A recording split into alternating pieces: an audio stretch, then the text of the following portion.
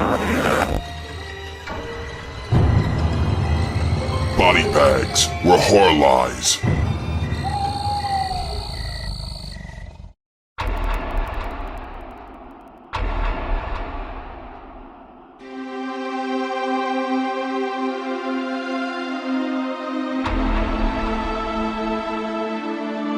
Yo, what's up everybody? Welcome to week 7 here on Body Bags. I am your host, Moodz616, and thank you once again for joining us here.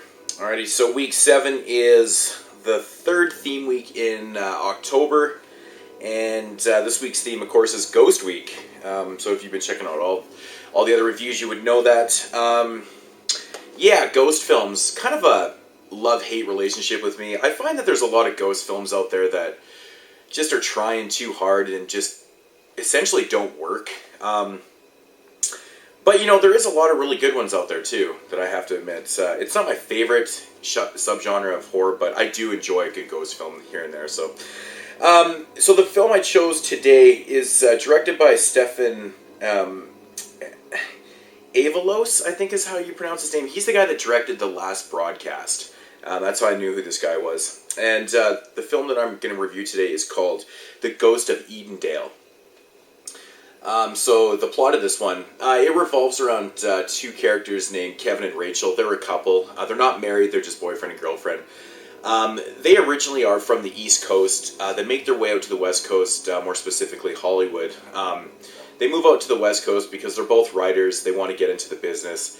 And Rachel actually was having some like mental issues and stuff. She was seeing some things over there, and just various mental health problems and stuff. So they decided to, you know, try the West and create a new life for themselves, a new start, and hopefully things will just kind of straighten out for Rachel.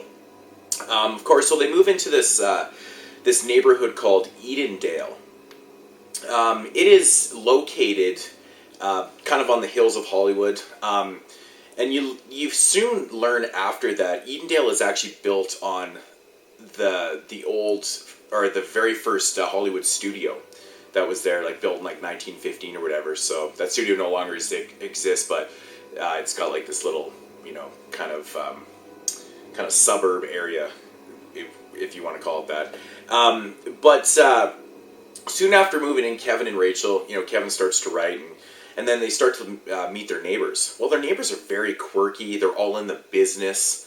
And, you know, you soon learn that they're kind of quirky and weird, because they've kind of shunned out other people from the neighborhood, have actually moved out because they didn't work out to their likings, you know, for the business and stuff. And, yeah, it's just kind of very quirky like that.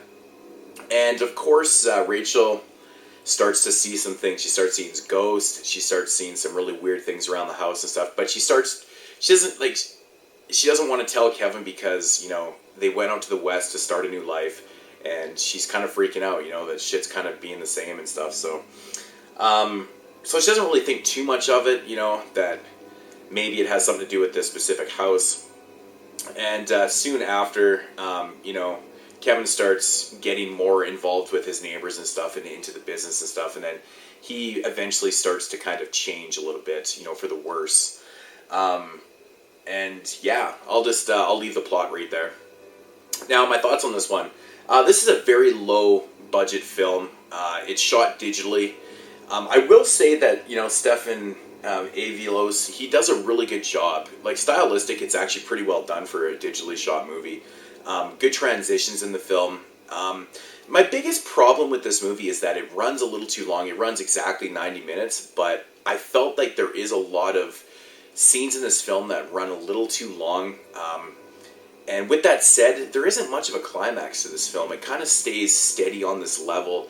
You know, they kind of move in, and then there's the middle part of, you know, some things happening. But the climax isn't really there. The payoff is not there in the film.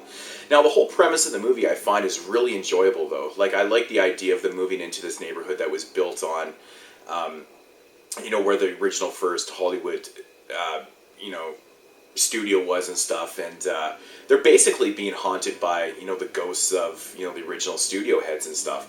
I mean, I like the premise of that. I mean, that's not a spoiler. You kind of come to figure that right away, what's going on.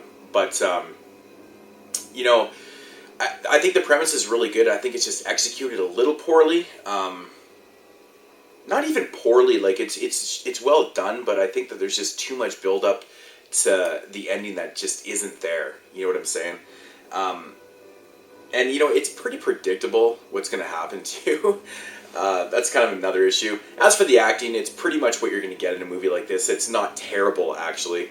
It's not like A class, but it's pretty middle leveled. I thought that Rachel, the girl that played Rachel in this film, did a really good job. Actually, she was pretty good looking and shit like that. It's got kind of an eerie soundtrack. Not much. It's a very quiet film, to be honest. They capture some pretty decent atmosphere. Stefan captures some pretty decent atmosphere in the film. It's not that crazy, but once again, it's just there's scenes that are just so extended and just so much character build-up and stuff that it just doesn't pay off. But with all that said, it's not a terrible film. I don't know if I could fully recommend this one. You'd have to be a really hardcore lover of low-budget and ghost films to really enjoy this one. So I don't even know if I can give it a 5. I'd probably give it like a 4.5 out of 10.